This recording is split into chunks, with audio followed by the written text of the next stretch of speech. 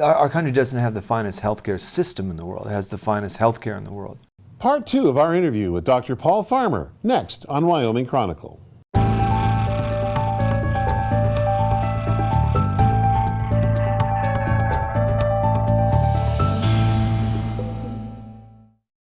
Hello, I'm Richard Ager. Welcome to Wyoming Chronicle. In our previous program, we met Dr. Paul Farmer and Ophelia Dahl, co-founders of Partners in Health. That organization is dedicated to providing health care to the world's neediest people. It has grown over the past 25 years to establish more than 70 clinics and hospitals in a dozen countries. Their work has literally touched millions of lives. Part 2 of our interview starts with Paul Farmer's pioneering work in fighting diseases such as tuberculosis that have developed resistance to the drugs used to fight them. But first, a bit of background. An eager crowd files into the event hall in Jackson Hole, Wyoming. It's an event for Partners in Health, and everyone has come to hear stories from 2 individuals who have made a difference. Ophelia Dahl is the daughter of famed children's author Roald Dahl, the author of many books including James and the Giant Peach and Charlie and the Chocolate Factory. At age 18, Ophelia left England for Haiti to volunteer at a children's orphanage, and there she met Paul Farmer. We both saw things in that year, 1983, that we hadn't seen before. I mean, I'd never seen the way hunger can work its way through a community or the way epidemic disease can. I'd never seen anyone get, much less die, of malaria, tuberculosis. And then one of the worst things that we recall from that first year was someone dying in childbirth. Those experiences stayed with Farmer and Dahl, who would work to establish greater health care in Cange, a village on the central plateau of Haiti. In 1987, Ophelia Dahl, Paul Farmer, and fellow Harvard med student Jim Kim established Partners in Health. They had no funds, but high ambitions to bring health care to the neediest. Fortunately, another founder had deep pockets, Boston real estate developer Tom White. You give me 3 good reasons why I should die with a lot of money. What good does it do? I've taken care of my wife, my kids are okay. When I climb into bed at night, okay, and I pull the sheets up, I thank God. I say, holy mackerel, these people are sleeping in mud. We fixed every home for like 2 miles either side of our clinic. We put in a concrete floor and a tin roof. This is suffering at its worst. Over the past quarter century, Partners in Health has expanded its services to the poor around the world, including the U.S. Paul Farmer has worked tirelessly to treat individuals while spreading the medical gospel of health care for all. This is a district of over 400,000 souls, and in 2003, 2004, there was not a single doctor, much less a district hospital. There was a health center here, but really people had to go to Ruangeri, to the Ruangeri District Hospital, which, as you know, on foot, I don't know, it's many, many hours on foot. And in fact, it's an hour and a half, 2 hours in a vehicle. In the summer of 2012, the Butaro Cancer Center opened, the first in Rwanda.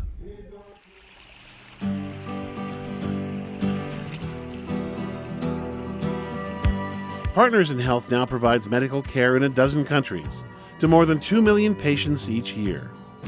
But this project, a new hospital in Mirabelais, close to where Paul Farmer began his service in Haiti, has special meaning. Today is the culmination of 25 years of dreaming about better medical care for people in this town.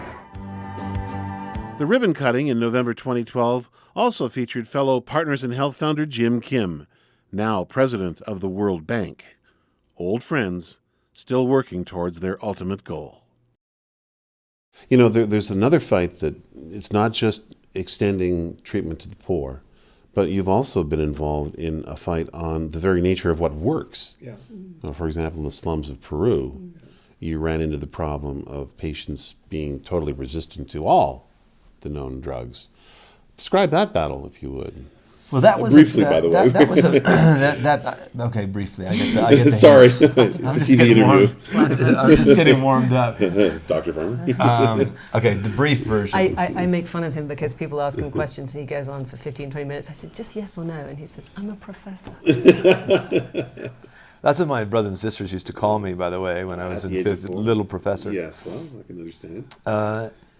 Happily, they did not take me out and beat me up. Anyway, this is not a battle unique to Peru, right? No. You take an infection. It could be, in this case, it's tuberculosis, but it could be AIDS, it could be Staph aureus, it could be a parasite, and you say, hey, now we've got something that can be used to treat it, an antibiotic, because antibiotic just doesn't mean antiviral, antibacterial. It's a general term. So then you treat the patient, and the bugs that are causing the illness, they mutate, and they mutate in ways that will allow themselves to survive. That's what microbes do.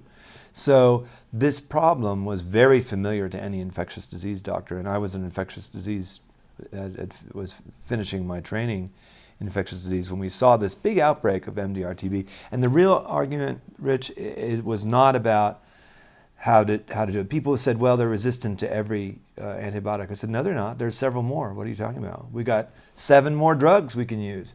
So that wasn't true. But they were stuck in protocols, weren't They were stuck in protocols, and the protocols were really driven by one thing, and that is cost.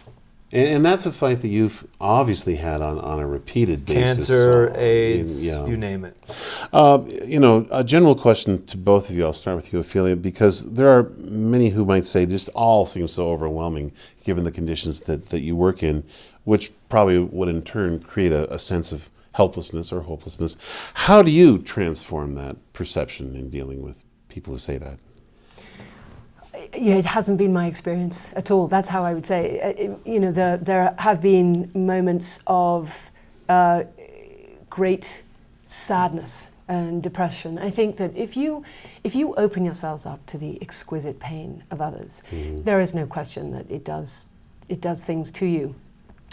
If you can find a way to translate that piece of it into something that you see works, that has an effect on someone else, or even better, a group of people, and it inspires other people, that's a really important part of it. And I think that, having been part of a group that's able to do that, it feels to me as though it's the sort of really the nature. Do you think that privilege. the ads that run that you see on late night TV showing children in various slum conditions, pathetic conditions, do you think those kind of ads work? I mean, that sort of guilt approach, or I think they work for some people, or they probably wouldn't keep doing them. So I mean, it's hard even for me not to feel. I actually, if those ads come on, I switch off, not because they don't work on me. In fact, quite the reverse. They keep working on me, and I want to, It takes up room in your psyche if you keep thinking about that one person, because it's enormous.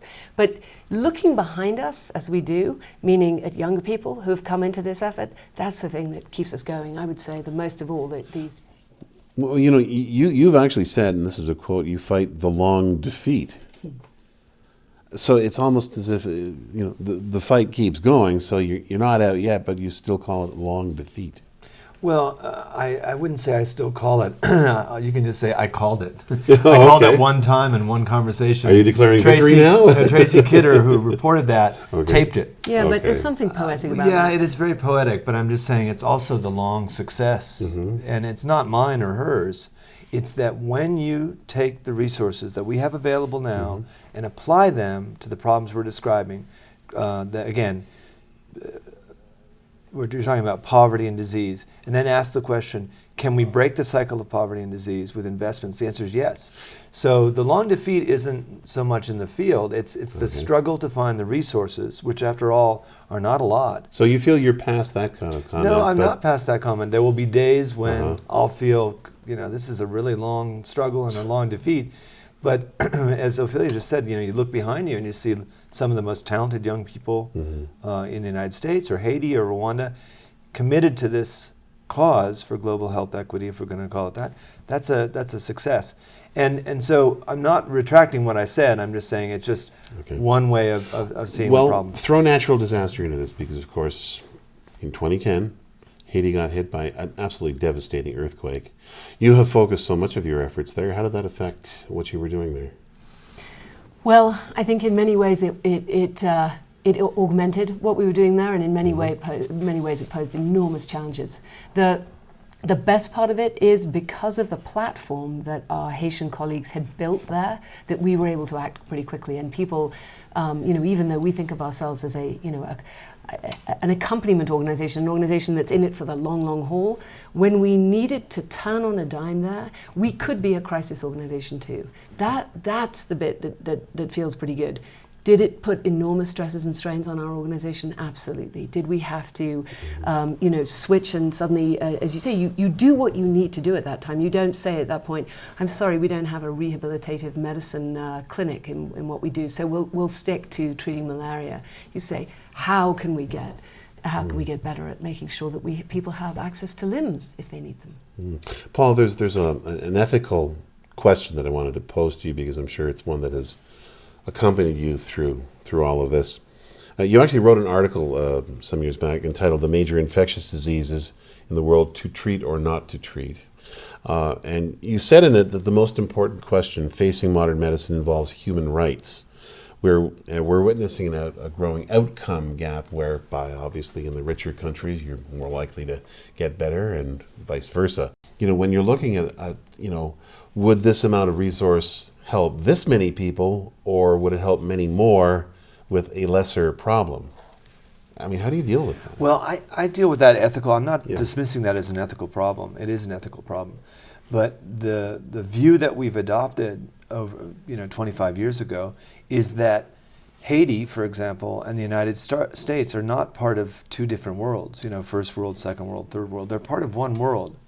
And once you make that plunge, once you say the life of someone in rural Rwanda is worth as much as the life of my cousin, say, then you have a clearer reading of what are held out as ethical problems. And Boy, it's a long way to convincing a lot of people. Well, and it might not be our job, okay? But once you do that internally, I'm just saying once I do as a physician, and in fact, I would argue that most physicians really do think that. You get someone working in an emergency room, in a city in Wyoming, and an orthopedic surgeon, say, and one day they see some local person who's very wealthy, and another they see someone who's an illegal refugee, say, from somewhere in Central America.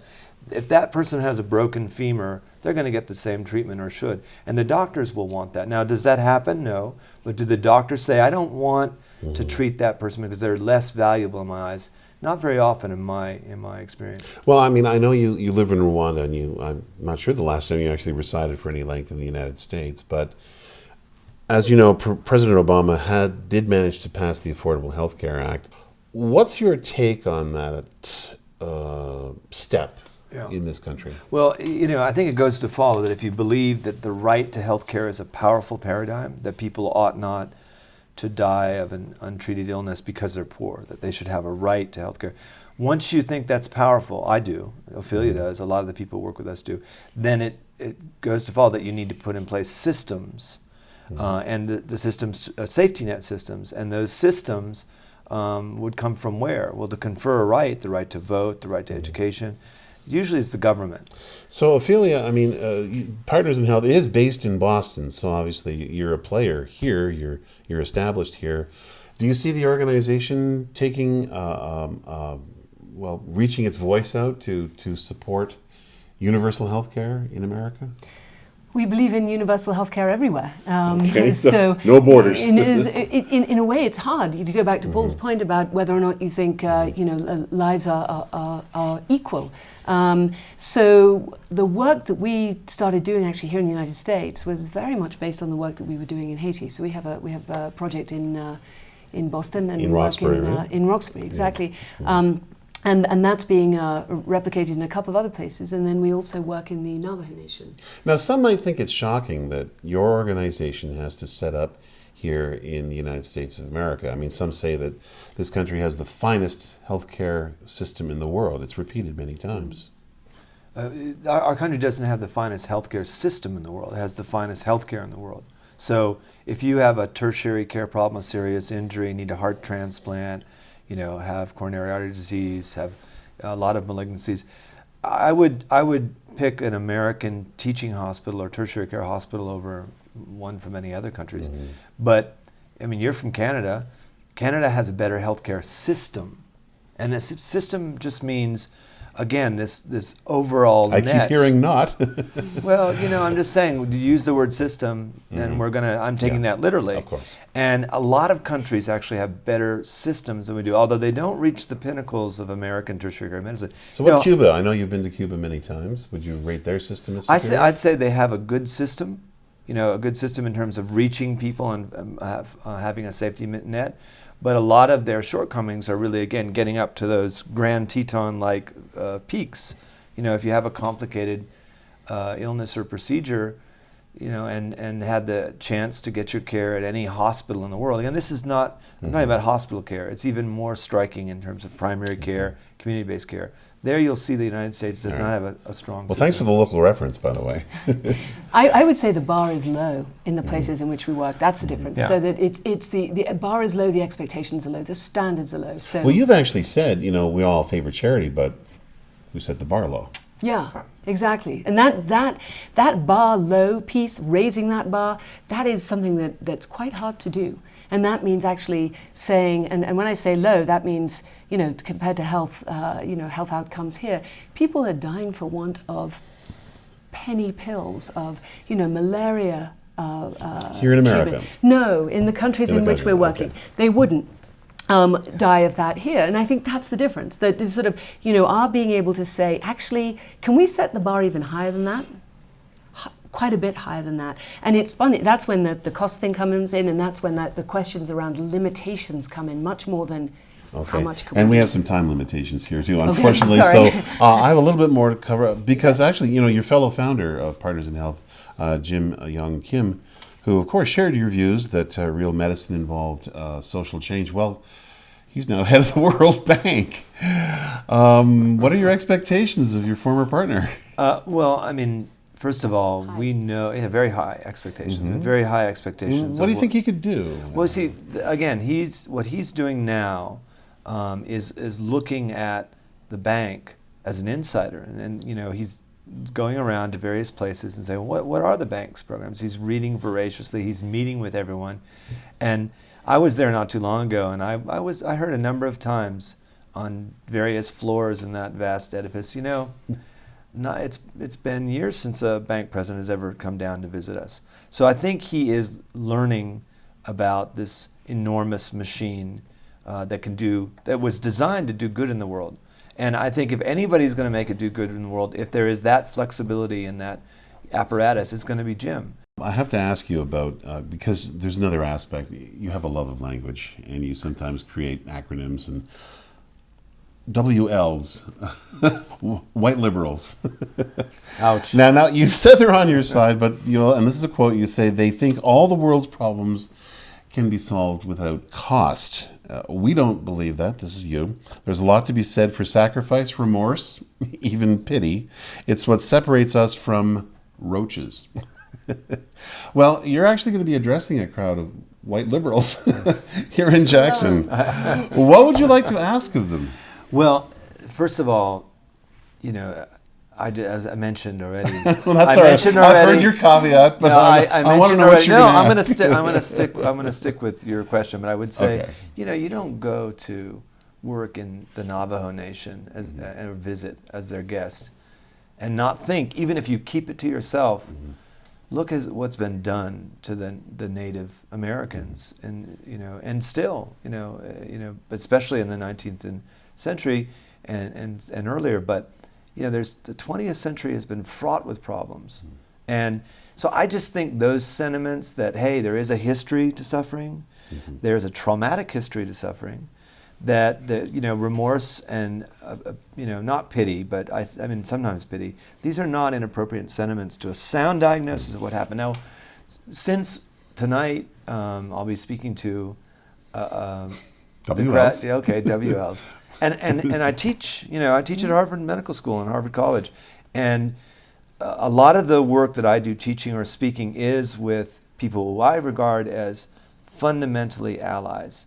And what we'll say to them tonight is, we're not asking you necessarily to pack up and, what does Jesus say? Sell all your belongings, get on board. We never ask people to do that. In fact, that can be counterproductive for social justice work. What So we're you gonna won't be say- selling hair shirts in the lobby or anything like that. No, we won't. On sale. What we'll be saying is you can be part of this effort to make the world have less violence against poor people. I'm not talking just about violence, hit them on the head with a hammer. I'm talking about the way that dying of untreated disease, having children die, your mother die in childbirth, that's violent. And that doesn't have to be. I mean, how do you see Partners in Health moving to make its mission a lasting one that would go, beyond its founders? I hope it's already gone beyond its founders. My sense is that it has. I would say the most important ingredient for that is partnership, public-private partnerships, and the training and connection with young people to be able to really seed and reseed and nurture other programs and other projects. Now, how do most young people hear about you? I think a variety of ways. The intertubes, as they say, is a pretty good way to hear about anything these days. I mean, the same way that we heard about Arcade Fire, for example. I mean, there's rock group, yeah. the rock group, Arcade Fire. Canadian rock group. Not just any rock group, the greatest rock group. But I think that there's a number of different ways. I mean, some of them are students of Paul's and were students of Jim's and students of colleagues of ours, and they come in, and there's a sort of exponential quality these days to one person knowing something. They can quickly become 10 and so on. Paul, you've spent many hours hiking the hills of Haiti to one single patient, so obviously you've spent a lot of time and effort on what you might call the smaller scale. Yeah. How do you see Partners in Health on the larger scale, maintaining its mission? Well, now that we're working in 12 different countries, and I'm counting the Navajo Nation as a sovereign entity.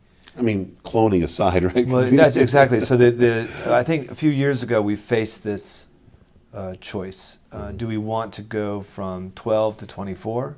Different sites where we take primary responsibility for operations, for securing resources, for the training programs. And I think all of us, or many of us, felt that that wasn't the way to do the next 25 years.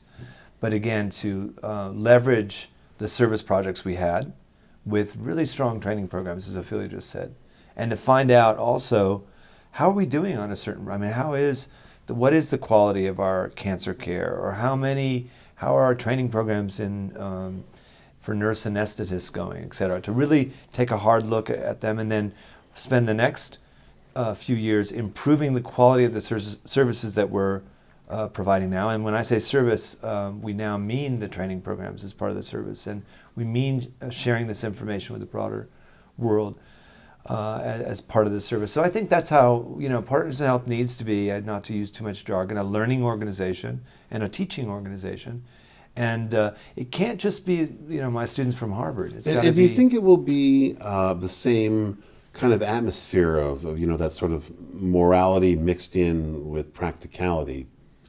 Because, it's clearly that's a vision that you, as its founders and other founders, brought to this. And those who succeed you clearly won't have the same life story.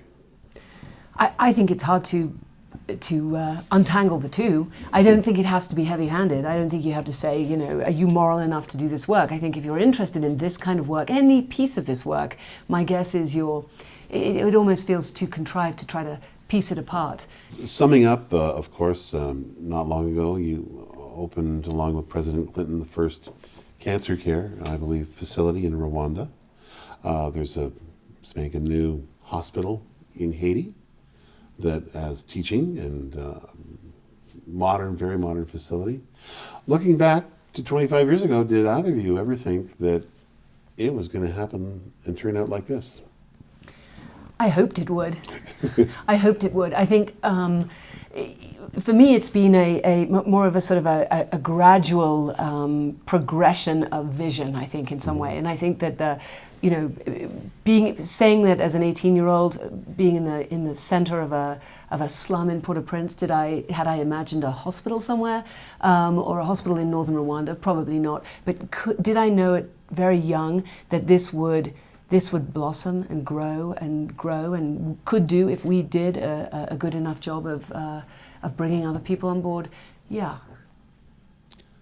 Yes or no? Yeah, yes, I knew for sure. I mean, back to the metaphor. Even with all those long I hikes knew, to the. I knew it. I mean, again, it sounds willful and maybe even arrogant. It's not true. Back to the metaphor that you used. You know, if you are a lover of trees and you plant an acorn, you know that it will sprout as a giant oak, and that's what this needs to be, a very healthy growing tree. And you know, you can't, I'm not going to beat this metaphor to death, don't worry, but you can't deliver high quality medical care, which as you see is the 1987 goal. You can't deliver it in poor quality infrastructure. You have to have good hospitals. You have to have cancer care because there's cancer. So all of these things, although they're difficult, they're not as really grand or as some people would think, and they're certainly not grandiose. They're really necessary if we're going to take on, you know, the healthcare problems of the poor. And I think that's going to be the final word on this one for now. Thank you, Rich. Paul Farmer, Ophelia Dahl, thank you so much. Thank you. If you'd like to know more about the work of Partners in Health, you can find a link on our website at wyomingpbs.org.